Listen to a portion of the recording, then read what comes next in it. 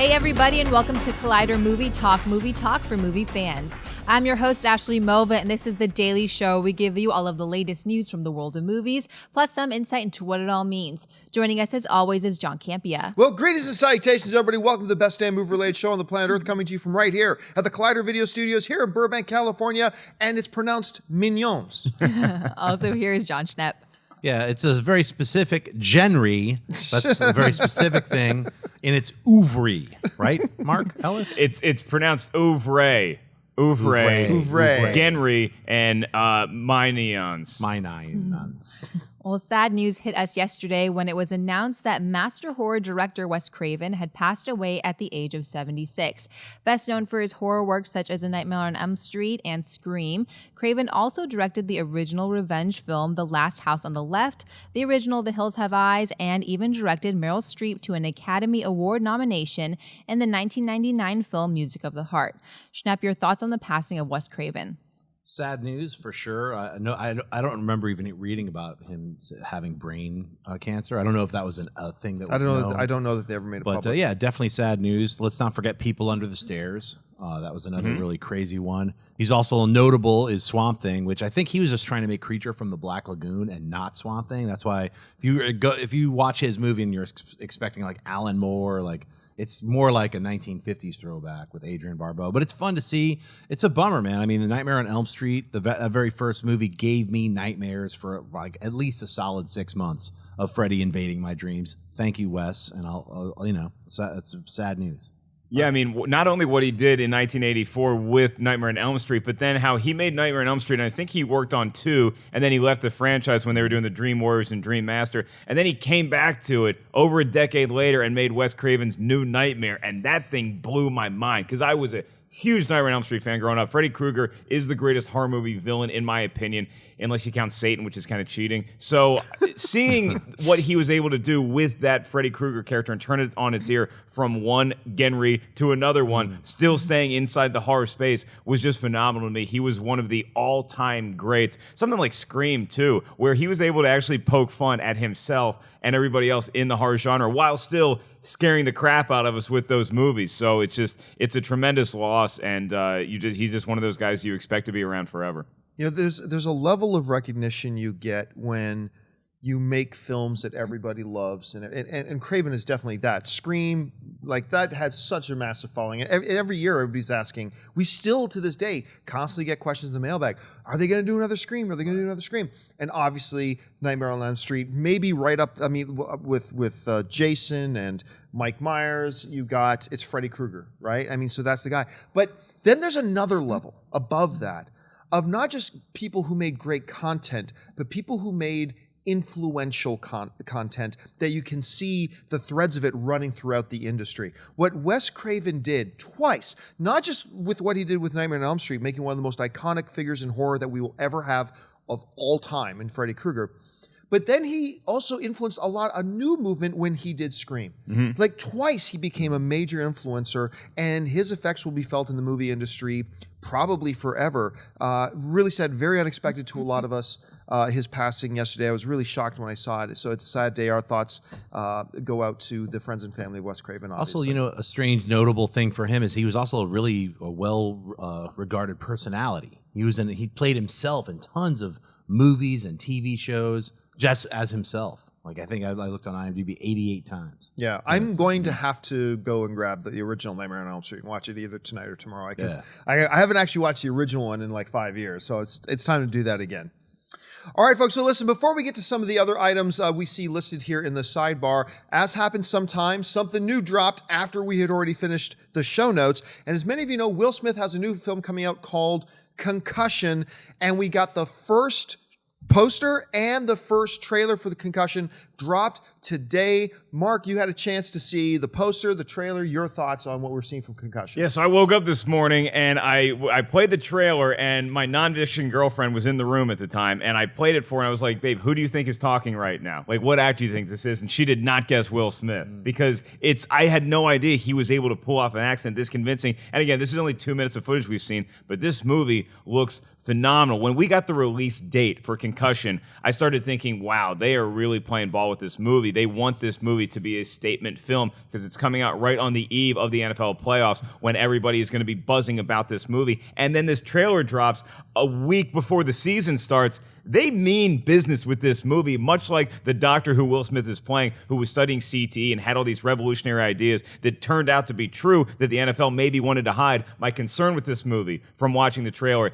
is I hope they don't feel the need to over-sensationalize the actual events, because the actual events on their own... Hollywood over-sensationalize something? I don't want to see that because crazy talk. Because then we'd be getting into it where it's like, oh, well, that movie kind of over sold what actually happened. You don't need to do that. You just need to tell the story. I hope the movie stays true to it. No, I got to tell you, I'm so glad to hear you say what you said about the accent, because I watched that, and I'll be honest. Look, I have said for a long time, don't short sell Will Smith on his talent and how good of an actor he is. Once I saw Ali, I was all in on Will Smith as a straight up actor. The dude had grown so much. He's so uber talented. But I was a little afraid that not Will Smith, but the producers of Concussion might want to make him Will Smith in the movie. Might make him go, they say there are no concussions, and do his Will Smith thing, right? I was so glad to see, no, he's going straight thespian. When you get a guy like Will Smith, you run the danger of when he comes on screen of just seeing Will Smith. That's what you see. I'm telling you, 3 seconds in the trailer, all I saw was that doctor. Mm-hmm. And I've had some people tweeting me today about, did you hear Will Smith's horrible accent in that thing? And I'm sorry, guys, all due respect to the way you heard it, I completely disagree. He sold me on it. Like, absolutely sold me on it. Alec Baldwin looks great. It's got a nice little 70s kind of feel to it. You don't know how bad this is going to get. Right. Like, it had all those different types of elements on a real life issue that is going on today. I was thrilled with the trailer. So yeah, mark me as being really super excited. Schnepp? Yeah, I'm glad you mentioned the thriller aspect. It reminded me a little bit of the China syndrome. Yes, it's very different, but also that kind of like, you don't want to mess with these guys. You don't know how far they're going to go. And you're talking about, it's the NFL, but then like weird dudes are following you in the car and stuff. Yeah, I agree. Will Smith really buried himself in this character. He's a great actor. It's easy to forget that because he's like a big personality. This was originally going to be directed by Ridley Scott. It's still produced by Scott Free, his company. Right. So that also bears that like a little bit more like we're going to take this really seriously. I think it's something that's really something that should be seen and noted. It's easy to forget about. I don't know if they ever fixed those helmets or not. Do you know? I mean, look, they always try to up the safety precautions, but there's always debate going on whether the NFL actually cares about player safety, because how can you say you care about player safety and you also are having Thursday night games when your body barely has time to recover after a Sunday game? So there's a lot of debate that we can get into, but just this trailer, for me, it showed everything that you thought it might as a huge NFL fan, where you love watching football, but you also have conflicted feelings because you know what these guys might be going through later in life. One of the great things that's going on right now is look, I've always said one of the things in entertainment, whether that's sports or movies or whatever, is greed can actually be a good thing. And it's right now, it is in the NFL's best financial interest to care about the safety of the players. Mm-hmm. Because when in an era when they did not, they're getting the pantsuit off of them, left, right, and center. So now greed is motivating them to look, let's do everything we can. Let's invest in the science of these helmets. Let's look at different rules. They've tried changing some rules and things like that and all that kind of stuff. They're taking it more seriously. Are they taking it seriously enough? I don't know. I simply don't know. I'm not a doctor. But I think once we see this movie, we're going to understand they've come a long way. They probably still have a long way to go. But I know so little about that era when it was first coming to light and what lengths did certain members in the NFL go to try to hide it. And you're right. Then there's going to be the danger of, did they over sensationalize it? Was that guy, that one NFL owner, not smoking a cigar and going, screw them, let them die? Right. Yeah, was Paul Tagliabue running after somebody with a knife? Like, just don't oversell it. Just make it true to the events, because that's a good enough story. All right, what's next? Well, it's Monday, which means it's time for our box office report, brought to you by our friends at AMC Theaters. Coming in at number 1 this week for the third week in a row is Straight Outta Compton, making $13.2 million. In the number 2 spot, and surprising a lot of people, is the faith-based film War Room, bringing in $11 million. In third spot is Mission Impossible Rogue Nation, making an additional $8.3 million, bringing its worldwide total up to almost $480 million. In fourth spot is the Owen Wilson film No Escape, bringing in in just $8.28 million on its opening weekend. And rounding out the top 5 is the horror film Sinister 2, just barely beating out The Man from U.N.C.L.E. in our top 5 list with $4.6 million. John, what stands out to you in this week's box office report? Well, there are a couple things that stand out to me here, none of them good. Well, number one, look, you think we would learn by now. None of us predicted War Room in our top 5. I don't think none of us were even aware that the film was opening. Don't underestimate the potential of niche films that have a dedicated market that they're targeting their niche films at. We've seen faith-based films in the past have modest success. I guess we should stop being surprised at that. I know nothing about the film. But it also teaches us something. If the box office is bad enough, your $11 million movie can be number 2 at the box office. This is the worst box office weekend of the year so far, like 20% down from the same weekend last year. It was terrible. The number 1 movie at the box office made $13 million. $13 million. Wow. It was a horrible weekend at the box office, but kudos to Straight Outta Compton, hanging on to the number 1 spot. I don't think it will be a number 1 again next week, but it was a decent run. The other thing that stands out to me, how bad does your film have to be when the number 1 box office movie is only $13 million and your movie still comes in 13th on its opening weekend? We Are Your Friends. Just look, sometimes we use hyperbole and we throw the word bomb. I think we're too liberal with the word bombed. We throw that in. We Are Your Friends. The word bombed was created for a movie like We Are Your Friends. It made on 2,333 screens.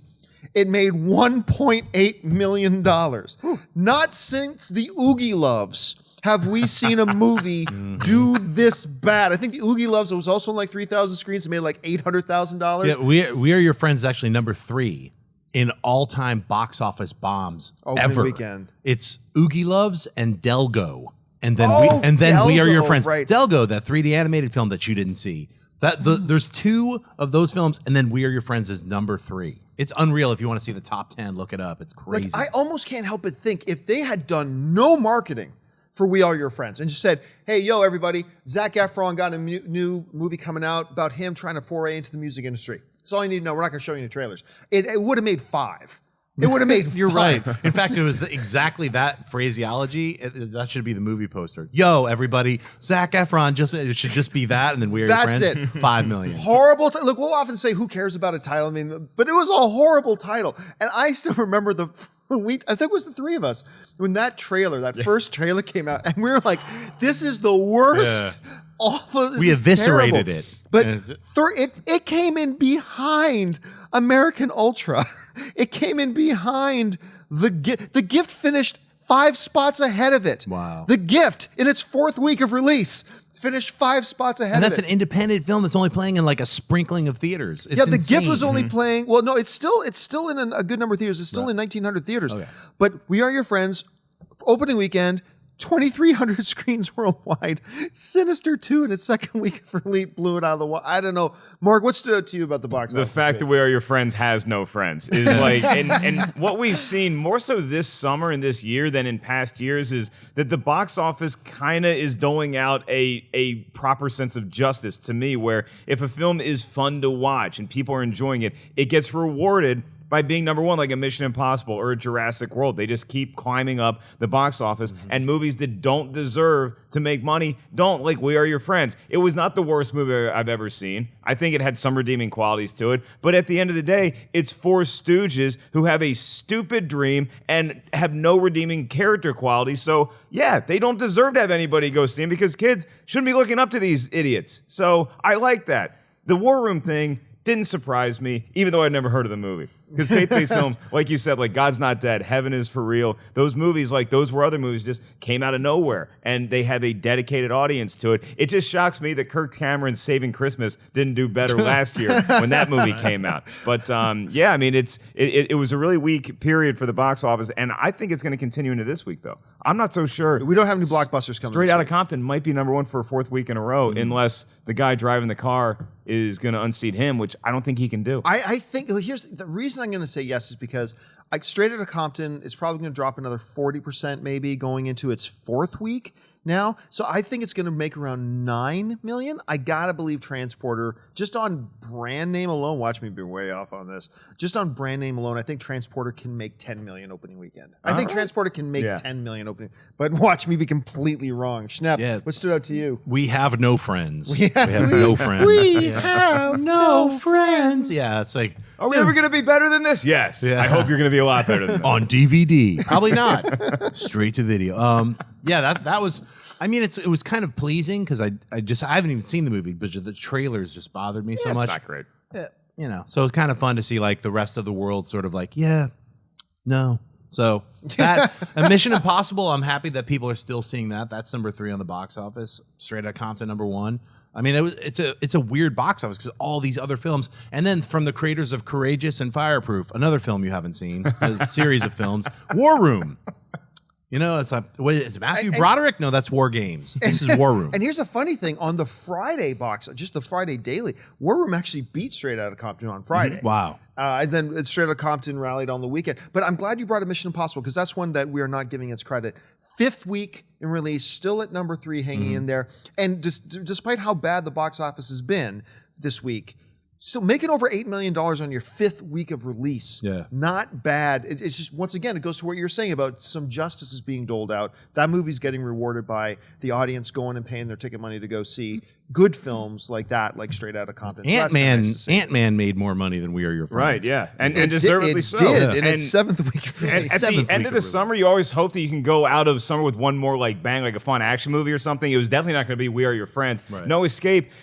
I just think it kind of missed the boat as far as everything goes, as far as marketing goes, awareness of the movie, and it wasn't that good. It was a weird watch. So it felt like it should be based on a true story, but it wasn't, and it gets ridiculous at certain points. So there was nothing that really popped at the box office. So Straight Outta Compton, you might be looking at a 4th gold medal. Now, it should be pointed too, like this weekend, the same weekend last year was also a very bad weekend. Mm-hmm. I think its total was like $66 million total for this weekend last year. But again, this weekend down 20% from that. Worst box office result of the weekend. Maybe we'll see a new worst box office champion next weekend. As we see Isn't this the dumping ground though for most movies? It has kind of in the last 3-4 years. It has become like it's become like the February. It's the new February. End of August is the new February.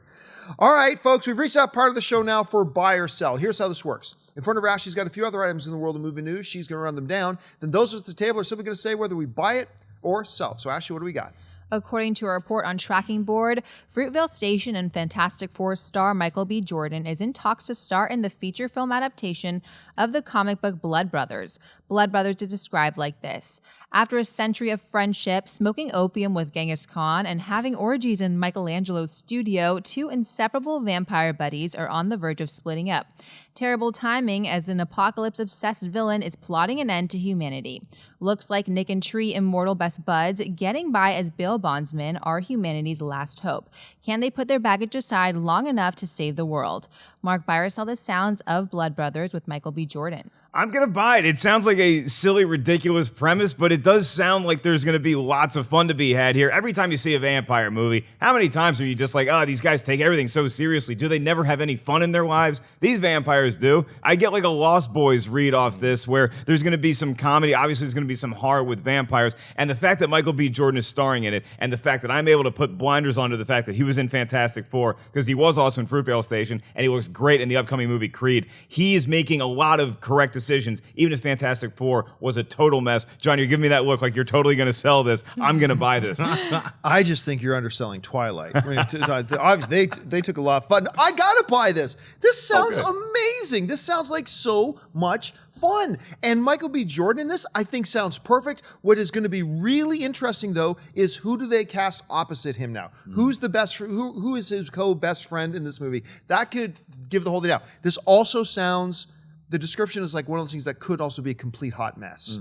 I mean, this could go bad many, many ways. But I'm telling you, the sound of it, Michael B. Jordan attaching himself to it, this sounds like a lot of fun. For me, it's a buy. Yeah, I'm going to buy it as well, just from the premise. But I have that fear that it's going to turn into that ripped R.I.P.D. Jeff Bridges, Ryan Reynolds. It could go that way because comedy and sci-fi and horror, some people don't know how to ride that line. Other people are pros at it. So I'm hoping that they're able to make this a really good mixture where it's really fun, but it doesn't go into Cheeseville, you know? You know what I'd like to see too? And anytime you hear about a premise, you want to know everybody that's involved from director to stars, but also I want to see a release date because if it's coming out in January, I'm gonna get very nervous about this movie. It could be something that is like an end of summer film, like what we were hoping to get this weekend and didn't. Something like Warm Bodies, where you're just not expecting it, and it ends up being a really fun movie. I don't think it's going to be overhyped. It's not a summer tentpole kind of movie, but it does sound like something that's going to be original and fun to watch. All right, what's next? It's just been announced that Jurassic World and the Help star Bryce Dallas Howard has joined the upcoming Matthew McConaughey film Gold. Gold tells the story of Kenny Wells McConaughey, a modern-day prospector, hustler, and dreamer desperate for a lucky break. Left with few options, Wells teams up with an equally luckless geologist, Edgar Ramirez, to execute a grandiose last-ditch effort to find gold deep in the Arctic jungle of Indonesia. However, Howard will play Kay, the longtime girlfriend of McConaughey's character who has supported him through thick and thin, but whose capacity and loyalty are tested as the hunt for gold pushes their relationship to its breaking point. Schnepp Byracel, Bryce Dallas Howard joining Gold. I'm going to buy it. I'm happy to hear that she's joining this. I never even heard of Gold, so it sounds like a fun adventure. Could be like Romancing the Stone is kind of like a little bit how I read this. And if that's the way they're playing it, then it's perfect. I know they're halfway through the shoot and they just added her, which is great. So I think I'll buy it. Yeah. Did you say the Arctic jungle of Indonesia? I don't know why I just said that. I was like, that does not make sense as I was saying it. That sounds said it with confidence though. Freezing jungle. It's a climate change movie. I was like, just keep going. I love Bryce Dallas Howard. She was a revelation to me in The Help.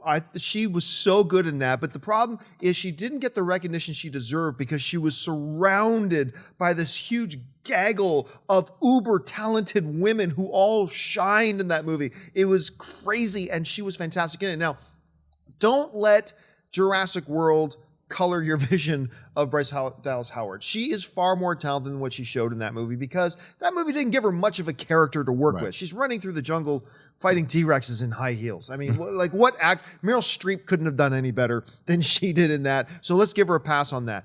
McConaughey is a guy right now who can pick and choose whatever he wants to do. He's still riding that glow of the Academy Award and the reconnaissance and everything like that. So the fact that they're picking up somebody like her, that talented, that gives me even more hope for the movie. For me, it's a buy. It's a buy on paper because anything McConaughey does right now, provided this is the McConaughey of recent, that he didn't sign on to do this movie in like 2004, Bongos, when he's coming off of Fool's Gold or something like that. Or was he in Fool's Gold or is that something? It doesn't matter. He made a lot of bad movies for a long time. Failure to Launch, come on, that was when classic. I read this screams Sahara to me. And then I'm like, well, that wasn't that good of a movie, but it did have a fun adventure vibe. If that's the McConaughey we're going to get in this movie, fine. But you said that she's being added to this film and we're halfway through the shoot.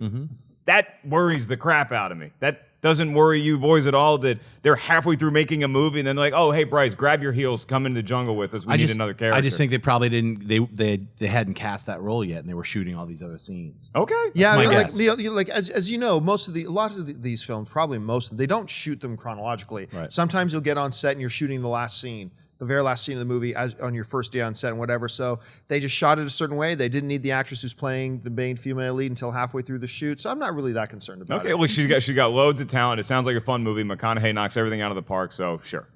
All right, what's next? Universal Studios has had a lot to celebrate this year, and now they have one more reason. The animated film Minions has just crossed the $1 billion mark, making it the third Universal film to cross $1 billion this year, joining Jurassic World and Fast and Furious 7. In the Arctic. In the Arctic. Minions has also become the number 3 animated film of all time at the box office, behind Frozen and Toy Story 3. John Byracel, Minions crossing the $1 billion mark. You know, earlier this year, I predicted the Minions would be one of the $1 billion films. It didn't look like it was going to do it, and I was like, oh, okay, I was wrong about that. But turns out it did. But I'm going to sell it. I love the Minions, but this movie does not deserve to be a $1 billion movie. It just doesn't.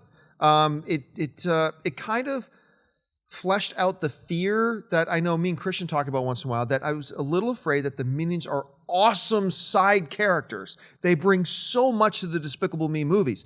But I was worried that they couldn't be the focal point of a 90-minute to 120-minute movie. And sure enough, they won't. The movie was rather flat, and it didn't deserve to be $1 billion, but it does prove that people do indeed love these characters.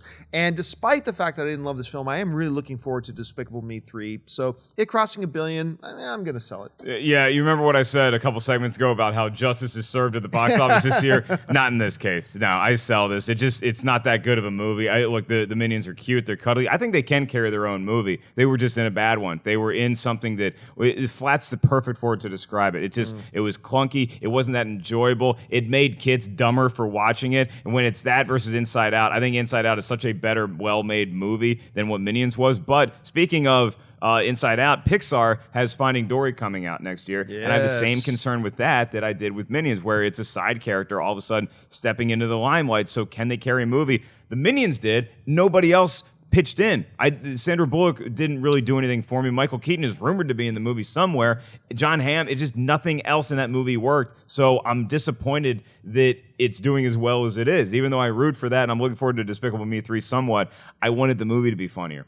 Yep. I'm gonna buy it, even though I didn't even see the Minions yet. They don't have one of my $1 billion, but they're like French fries. You can't just eat one; they're gonna be around forever. So there's gonna be Despicable Me 3. Plus, it made $1 billion. So did Transformers 4, and that's garbage. So you know, I'll buy it. A little piece of trivia here: our own administrator here at Collider Movie News, Wendy Lee, actually played a Minion. That's right. At Universal Studios. Yes, I think I'm going to be in trouble for that. She's giving me a look that stank eye. Oh, I thought she would like that. Apparently I was wrong. It's supposed to be a secret. I take this to my grave. No, they're real Right. Minions. Imagine the check you get if you played a Minion at Universal Studios. You get points on the back end of the movie. Damn. Like, oh, okay, I'm never showing up to work again. Hey, listen, folks, before we get to the mailbag, I want to remind you that the brand new Transporter Refueled opens in theaters this week. Now, last week, we had the chance to have the female lead star of that movie, Loan Chabanol. I always got to look down because she's got a gorgeous French last name. But Chabanol actually came into our studios to sit down and talk with us about the new movie. We want to share a little clip of that conversation with you now. So here, check this out. Let's start off. I mean, a lot of people don't know a lot about the film yet. It hasn't been released in theaters yet. Mm-hmm. Tell us a little bit about your character, Anna.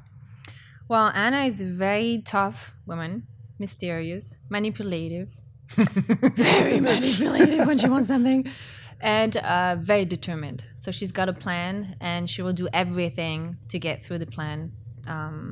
So she's pretty fascinating as a woman. Now, Transporter is a series that's been around for a long time. Yeah. Jason Statham made it. Now we have Ed in the film. What do you think it is about the Transporter franchise that has found an interest in the audience and just makes them come back for more? Well, it's just a lot of fun. It's entertaining. You know, you just have this bunch of action and you don't think too much, but it's very simple. And at the same time, you just come out of the movie and you had a really, really great time, you know? So I think everybody wants that. I love that. I love franchise. I always go see franchise. I really do. What's your favorite franchise, aside from the Transporter? I love What is one of your favorite franchises right now? I love the X-Men. The X-Men. That is probably my favorite franchise right now. Really? Oh yeah. Thank yeah. you. I'm a huge So we're in Bryan the Singer same fan. team. Massive Bryan Singer fan. You know, we were talking a little bit off camera, and there is a wonderful new trend, and it's only been in the last couple of years in movies, where women are no longer in these movies just the damsel in distress. Right. And one of the things that becomes really apparent about Anna in the film that I really appreciated was the fact that she's a woman who finds herself in a victim type of situation. Without giving too much away, she finds herself in kind of a victim situation. And normally, traditionally in Hollywood, a man comes along and saves her out of a victim situation. But instead, you have this woman and a group of women who lift themselves out of that victim situation. Talk a little bit about that and why that was important to you when you first read the script. Well, first of all, because as you said, it was very unusual to see that. So when I read the script, I was like, oh, she's very... And, you know, women really do that. They help each other. You know, that's real, actually. You know? But there, you're taking it to another level. And, you know, of course, there's like people dying and all that stuff. It's a movie, but that it's a real thing to support each other. And I mean, especially that character, she's coming from such a harsh background. And, right. you know, what she goes through, you understand why she does what she does. And you want to be with her. Who wouldn't?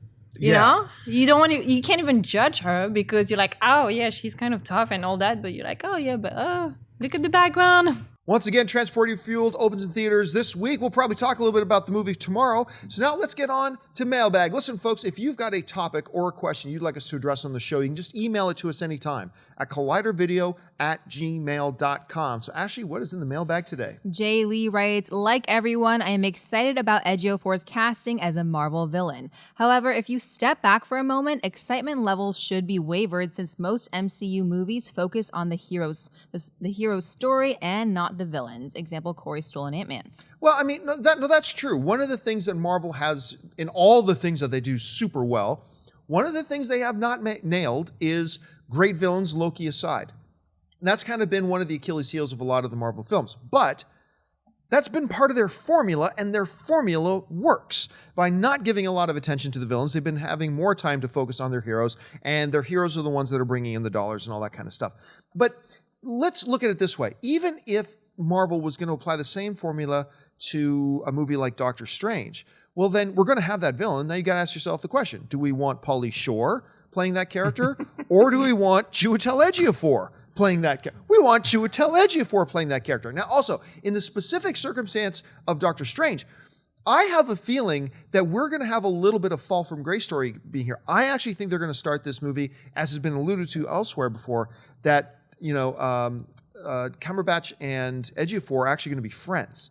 I actually think you're going to see them fighting side by side a little bit in this movie. Now, I'm not basing that on anything. That's just speculation on my part. Don't start writing articles. Collider Movie Talk says Ejiofor is a good guy in this movie. But I have a feeling they're going to do that, and then there's a falling out. I think we're getting another guy, Mads Mikkelsen, anybody? Who's going to be like the antagonist in this film. I think Ejiofor and Cumberbatch are going to be fighting side by side in this one, each trying to hide their English accents, and it's going to be wonderful for all. But even if it is not, once again, it just comes down to, okay, it's going to be a kind of side secondary character. Do you want a mediocre actor doing it, or do you want a great actor doing it? Always go for the great actor. Schnepp, what do you think? Yeah, I wonder if Mikkelsen's head's going to be on fire in this movie. Hint. Yeah, I think actually, if you read any of the origins of Doctor Strange, Baron Mordo was actually training under the Ancient One. Yes. And he was like supposedly a good guy. Then Strange shows up. Mordu's like, hey, look, who's this guy edging in? Then you find out later Mordo wanted to use all this wisdom that he's learning from the Ancient One for evil. So I don't know if they're going to make it as simplistic as the original origin was. They're probably going to add different, levels there. So I could see him having a lot more screen time than a lot of other villains, like say from Thor: The Dark World, Malekith. Really only has like basically 4 scenes, and they're very short in the entire film before he has a big fight scene. I think this will be a little bit more because it's weighted that way. It's like you have to have these training sequences in order to develop these characters. You know what's interesting about some other Marvel villains too, particularly Red Skull and Abomination, 2 of the better ones I think in the MCU thus far, is that they're not necessarily dead. They something happened at the end of the movie, but we're not casting them into a grave. Abomination. It's in Marvel continuity. Abomination is in prison. He's being held. Right. Yeah. And so it's interesting because when you read a comic book and you get a new comic every week, you're not going to kill off the villain. He's going to somehow get away or something. That's usually how it happens. When you make a film, you have to have some sort of resolution. You want the hero to win and you want the villain to lose, but you don't want to lose. You don't want to Darth Maul anybody because you like these villains and you want them to continue on in a franchise. With Doctor Strange, that's the hope. But more so than that, I just want a good movie. I know very little about the Doctor Strange lore. I want to explore all of that stuff. It sounds like Ejiofor is going to factor into that lore as opposed to just being some menacing bad guy that's going after Doctor Strange. So I think he is going to be one of the better Marvel villains and have more to do, more on a par with a Loki than somebody like a Malekith. If they are going the way that I suspect they're going to go, and Ejiofor is going to start hero and friend of the main hero, who then turns and falls, I think we can agree that I really do hope they model it after the best example we've had in film of a guy destined to be a villain starting as a hero, and that's Sinestro from Green Lantern, right? Everybody remembers how good Mark Strong was in that movie. He's good guy. Do you remember that post-credit scene? Stupid. Hero, I'm a hero, I'm a hero, I'm a hero, I'm a hero, I'm a hero, I'm a hero, I'm a hero. Yeah. Wait, a yellow ring? Yeah. Now I'm bad. Now I'm a villain. 5 seconds. You're like, what? This movie was already a turd. Oh, come on. It was just, there's no hint that there's anything other than pure nobility in him till the end. Post-credit scene. Wait, I'm going to have the yellow It made ring. zero. Yeah, he was like, I am the leader of the Green Lantern Corps. Let me help train you, human. Then, yellow ring. Yeah, it's like, it made no sense. So sudden and out of nowhere. So I just hope they don't do that with Edgy 4 if that's the way they're going. All right, what's next? Mahmoud Ali writes, "Hey there, guys. I just watched the Kick-Ass films again recently, and to be frank, I did enjoy them. At the end, we see Kick-Ass training with a panning out of the camera to see his new metal helmet alongside a post-credit scene with the mother effer with the lack of limbs still alive. My question to you is, would you like to see a Kick-Ass 3 being made with a completely new original story as a sort of aftermath of the events that unfolded in the sequel?" Look, I'm with you. I liked Kick-Ass 2. I did. I enjoyed it. But I've said this before. It had a giant Big Daddy hole in the middle of it. Big Daddy was such an integral part of what gave that first Kick-Ass movie its tone and its personality and its humor and all that kind of stuff. And when you went into Kick-Ass 2, you felt that absence. Like, you felt it through the whole film. It's like all the other things that was good about the first Kick-Ass, I thought was there in the second, which made it still enjoyable. But it's like Nirvana putting out another album after what was the lead singer's name? Cobain, After Kurt Cobain committed suicide. It won't work quite. It's a different thing. The personality has changed. You know, you try to make a cake. Now just take out flour and now see how that cake turns out next time. And that's kind of what I felt. Even though I still enjoyed number 2, I'm not interested in the third one unless they concoct a way, as ridiculous as it would be, but it's Kick-Ass after all, to bring back Big Daddy with Nicolas Cage. Honestly, myself personally, I'm not interested in a third Kick-Ass movie. I'm happy with the 2 that we got. What about you, Schnepp? I wouldn't mind seeing a Kick-Ass 3. I mean, I think they can wait 10 years. But let Quicksilver number 2 get older. Quicksilver number 2. Let Quicksilver number 1 maybe become a villain or something, and then maybe their kids fight. Or I just think the comic book already had a Kick-Ass 3, and I wasn't that into the way they did that resolve. So I don't know if they would use that actual comic book as a basis. I would just go fresh, wait 10 years, come back, end the trilogy in a different, a unique way. That's what I would try to do. Well, in reference to the Big Daddy hole, some bands can survive a lead singer change. This one, Sorta. Kick-Ass 2, I thought it was fun. I liked that movie a lot. I thought Jim Carrey did a good job of filling the void that was left by Big Daddy. Mm-hmm. Now, at the end of that movie, the way the events unfold, the third one, I'm not like clamoring to see it. It's not going to be like some hole in my life that I don't get to see another Kick-Ass. I don't get to revisit that universe. But I'm kind of intrigued by Schnepp's idea that let it sit for a little bit and let's go see like the older Kick-Ass and see what he's up to. That is the most intriguing premise. So we can wait a while. Yeah, I also just want to add, I think we just saved Doctor Strange, what we were talking about, because they were probably going to do that Sinestro ending, and then they were like, wait a sec, we just watched Collider Movie Talk. That would be pretty stupid to have Mordo just get evil at the end. So, guys, emergency boardroom reading. We're no longer going to have the guy from Doctor Strange be a DJ with Zac Efron. Yeah. Got to cancel that stuff. Just, newsflash, just saw Collider Movie Talk. We got to change everything. That's just what happened. All right, what's next? The last question comes from James McKenzie, and he writes, "Hey, Collider crew, how y'all doing? My question is, in this new DC cinematic universe, is it possible Commissioner Gordon is already dead? In the trailer, Bruce says, how many good guys are left? What if he's talking about Gordon and Robin?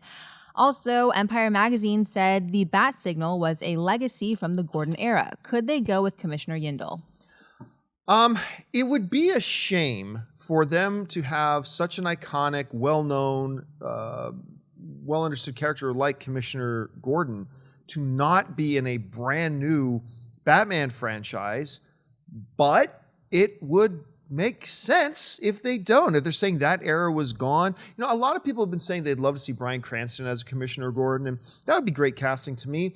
He might be a little bit too young, though. I could see Bryan Cranston as Commissioner Gordon when Batman is in his earlier career. Maybe we have a retired Commissioner Gordon. I don't know. It does make sense that Gordon is gone, maybe passed away or whatever, but it would be a shame to not at least have him as a retired guy that Batman can still consult with or something once in a while.